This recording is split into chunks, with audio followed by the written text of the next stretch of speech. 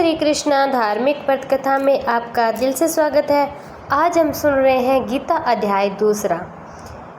महाभारत के युद्ध में श्री कृष्ण ने अर्जुन को उपदेश दिए थे, वही आज हम आपको दूसरा अध्याय सुनाने जा रहे हैं।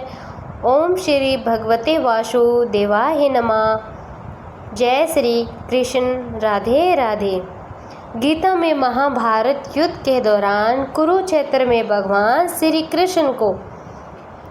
कृष्ण ने जो उपदेश दिए थे वह सभी गीता में बताए गए हैं। श्रीमद् भागवत गीता पवित्र ग्रंथों में से एक है।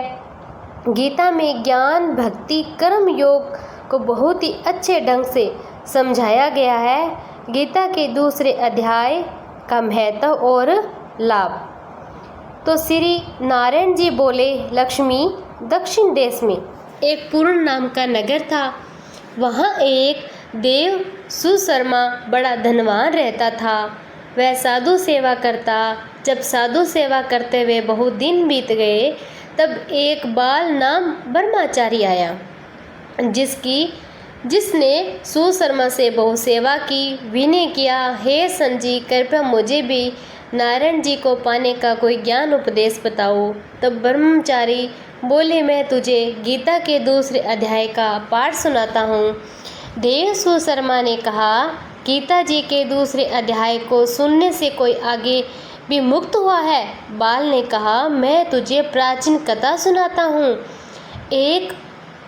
एक आयली वन में बकरियां चराता था और वे वहाँ भजन करता। एक दिन रात के समय बकरी लेकर घर को चला। मार्ग में एक सिंह बैठा था। एक बकरी सबसे आगे आती देख सिंह भाग गया। तब आयली ने देख बड़ा आश्चर्यचकित हुआ। मैं भी वहां आ खड़ा हुआ। उस चरवाहे ने मुझे देखकर कहा, मैंने यह आश्चर्य देखा कि बकरी को देखकर शेर डरकर भाग गया। अतः तुम त्रिकालिक हो, यह वृतांत मुझे सुनाओ। संत ने कहा, आयली, मैं तुझे एक पिछली वार्ता सुनाता हूँ। यह बकरी पिछले जन्म में डायन थी। जब उसका पति मर गया तब यह बड़ी डायन हो गई, जिससे सुंदर बच्चे को देखती उसे खा लेती। शेर पिछले जन्म में एक फंदक था। वह पक्षी पकड़ने के लिए जंगल में गया। यह डायन भी वहाँ पहुँच गई। डायन ने उस फंदक को खा लिया। अब यह फंदक बन गया, इसलिए बकरी को देखकर उसे लगा कि वह अब भी मुझे खाने आ रही है। तब आयली ने कहा, मैं पिछले जन्म में क्या था? तो संत बोले, तू पिछले जन्म में चंडाल था। तब आयली ने कहा, हे ब्रह्मचारी जी, ऐसा कोई उपाय है जिससे कर हम तीनों इस अधम देह से छूट सके? तब संत बोले, हम और तुम तीनों का उद्धार करते हैं। एक बात सपनों में भयानक पर्वत की कंदरा में एक शिला थी। उसमें श्री गीता जी का दूसरा अध्याय लिखा हुआ है। मैंने उन अक्षरों को उस शिला पर देखा। अब मैं तुम्हें मन, वचन, कर्म एक चित्त होकर इस कथा को मैं तुम्हें सुनाता हूँ। तुम इसे सुनना। तो संत ने जब गीता के अक्षर सुनाए तो उनको सुनते ही तुरंत आकाश से विमान आए और इन तीनों को विमान पर बैठा बैकुंठ ले गए। एक देव शर्मा एक विद्वान ब्राह्मण रहता था। वह अतिथियों की सेवा करने वाला, स्वाध्यायशील, वेद शास्त्रों का ज्ञाता, यज्ञों का अनुष्ठान करने वाला, तपस्वियों की सदा ही प्रिय था। उसने उत्तम द्रव्यों के द्वारा अग्नि में हवन करके दीर्घ काल तक देवताओं को तृप्त किया। महात्माओं ब्राह्मणों को कभी सदा रहने वाली शांति नहीं मिली। वे परम कल्याणमय तत्वों का ज्ञान प्राप्त करने की इच्छा से प्रतिदिन साधु संतों तपस्वियों की सेवा करने लगा था। एक दिन उसके समक्ष एक त्यागी संत प्रकट हुए।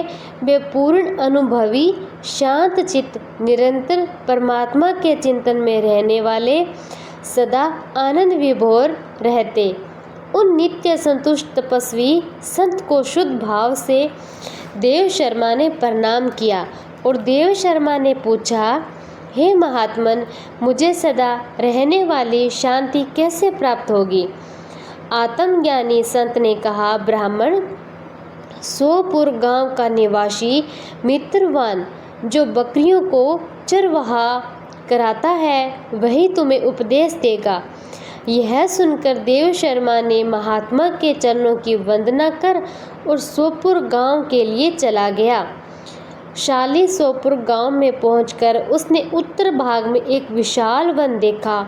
उसी वन में नदी के किनारे एक शिला पर मित्रवान बैठा था। उसके नेत्र आनंद से निश्चल हो रहे थे। वह अपलक दृष्टि से देख रहा था। वह स्थान आपस का स्वाभाविक वेर छोड़कर एकत्रित हुए परस्पर विरोधी जंतुओं से घिरा था, जहाँ मंद मंद वायु चल रही थी। हिरणों का झुंड शांत भाव से बैठा था। मित्रवान दया से भरी हुई आनंद विभोर दृष्टि से पृथ्वी पर मानो अमृत छिड़क रहा था। इसी रूप में उसे देखकर देव शर्मा का मन भी प्रसन्न हो गया था। वे बड़ा ही उत्सुक होकर बड़ी ही विनम्र के साथ मित्रवान के पास गया। मित्रवान ने भी अपने मस्तक को झुकाकर देव शर्मा को प्रणाम किया। विद्वान ब्राह्मण देव शर्मा चित्त से मित्रवान के समीप बैठ गया। जब उसके ध्यान का समय समाप्त हो गया तब देव शर्मा ने पूछा, महाभाग, मैं आत्मा का ज्ञान प्राप्त करना चाहता हूँ। मेरे इस मनोरथ की पूर्ति के लिए मुझे किसी उपाय का उपदेश दीजिए जिसके द्वारा परम सिद्ध की प्राप्ति हो सके। तो देव शर्मा की बात सुनकर एक क्षण तक कुछ विचार करने के बाद मित्रवान ने कहा, महाअनुभाव, एक समय की बात है। मैं तुम्हें एक छोटी सी कथा सुनाता हूँ। मैं वन के भीतर बकरियों की रक्षा कर रहा था। इतने में ही एक भयंकर बाघ पर मेरी दृष्टि पड़ी जो मानो सबको खा लेना चाहता था। मैं मृत्यु से डरता था, इसीलिए बाघ को आते देख बकरियों के झुंड को आगे करके मैं वहां से भाग चला। किंतु एक बकरी तुरंत ही सारा भय छोड़कर नदी के किनारे उस बाघ के पास में चली गई। फिर तो बाघ भी द्वेष छोड़कर चुपचाप खड़ा हो गया। तो बाघ को इस अवस्था में देखकर बकरी बोली, हे बाघ, तुम्हें जो उत्तम भोजन प्राप्त हुआ है, मेरे शरीर से मांस निकालकर प्रेम पूर्वक खा जाओ। तुम इतनी देरी क्यों कर रहे हो? खड़े खड़े क्या देख रहे हो? तुम्हारे मन में मुझे खाने का विचार क्यों नहीं है? तो बाघ बोला, बकरी, इस स्थान पर आते ही मेरे मन से द्वेष का भाव निकल गया। भूख प्यास भी मिट गई, इसीलिए पास आने पर भी अब मैं तुम्हें खाना नहीं चाहता। तब बकरी बोली, न जाने मैं कैसे निर्भय हो गई थी। यदि तुम जानते हो तो मुझे भी बता दो, इसका क्या कारण हो सकता है? बाघ ने कहा, मैं भी नहीं जानता। वही सामने एक वृक्ष की शाखा पर एक बंदर था। चलो सामने उस वृक्ष पर बैठे बंदर से हम पूछते हैं। ऐसा निश्चय करके वे दोनों वहां से चले गए। उन दोनों के स्वभाव में वही विचित्र परिवर्तन देखकर मैं भी विचार में पड़ गया। इतने में उन्होंने उस बंदर से प्रश्न किया। उनके पूछने पर तो वानर राज ने कहा, श्रीमान सुनो, इस विषय में मैं तुम्हें एक प्राचीन कथा सुनाता हूँ। यह सामने वन के भीतर जो एक बड़ा मंदिर है उसकी ओर देखो।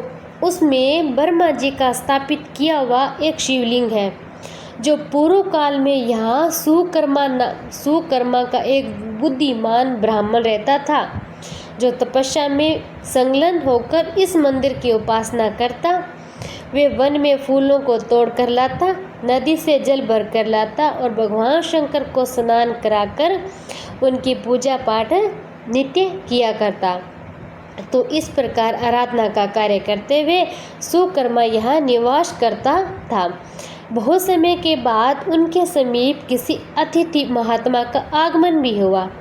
भोजन के लिए फल लाकर महात्मा को अर्पण करने के बाद सुकर्मा ने कहा, महात्मा, मैं केवल तत्व ज्ञान की इच्छा से भगवान शंकर की आराधना करता हूँ। आज इस आराधना का फल मुझे मिल गया, क्योंकि इस समय आप जैसे महापुरुष ने मुझ पर अनुग्रह किया। तो सुकर्मा के ये मधुर वचन सुनकर तपस्या के धनी महात्मा अतिथि बड़ी ही प्रसन्नता हुई। उन्होंने एक शिलाखंड पर गीता का दूसरा अध्याय लिख दिया था। सुकर्मा को उसके पाठ और अभ्यास के लिए आज्ञा भी दी। महात्मा ने कहा, ब्राह्मण, इससे तुम्हारा आत्मज्ञान संबंधी मनोरथ अपने आप ही सफल हो जाएगा। यह कहकर वे बुद्धिमान तपस्वी महात्मा सुकर्मा के सामने ही उनके देखते देखते अंतर्ध्यान हो गए थे।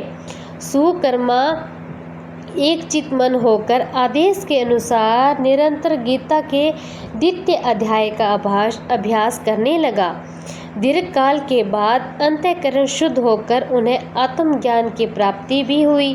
वे जहाँ जहाँ गए वहाँ वहाँ का तपोवन शांत हो गया। उसमें सर्दी गर्मी राग द्वेष आदि की बाधाएं दूर हो गई। इतना ही नहीं, उन स्थानों में भूख प्यास का कष्ट भी जाता रहा। भय का सर्वदा अभ्यास हो गया। यह सब द्वितीय अध्याय का जप करने वाले सुकर्मा ब्राह्मण की तपस्या का प्रभाव ही समझो। अब मित्रवान कहता है, वानरराज के इस प्रकार लिखे हुए गीता के द्वितीय अध्याय को मैंने देखा और पढ़ा। उसी का अध्ययन करने से मैंने तपस्या का पार कर लिया। भद्र पुरुष, तुम भी सदा द्वितीय अध्याय का ही अध्ययन किया करो। ऐसा करने पर मुक्ति तुमसे दूर नहीं रहेगी। तो श्री भगवान कहते हैं, प्रिय मित्रवान के इस प्रकार आदेश देने पर देव शर्मा ने उसका पूजन किया। उसे प्रणाम करके पुंद्रपुर नाम की राह ली। वहाँ किसी देवालय में आत्मज्ञानी महात्मा को पाकर उन्होंने ये सारा वृत्तांत निवेदन किया। सबसे पहले उन्हीं से द्वितीय अध्याय को पढ़ा।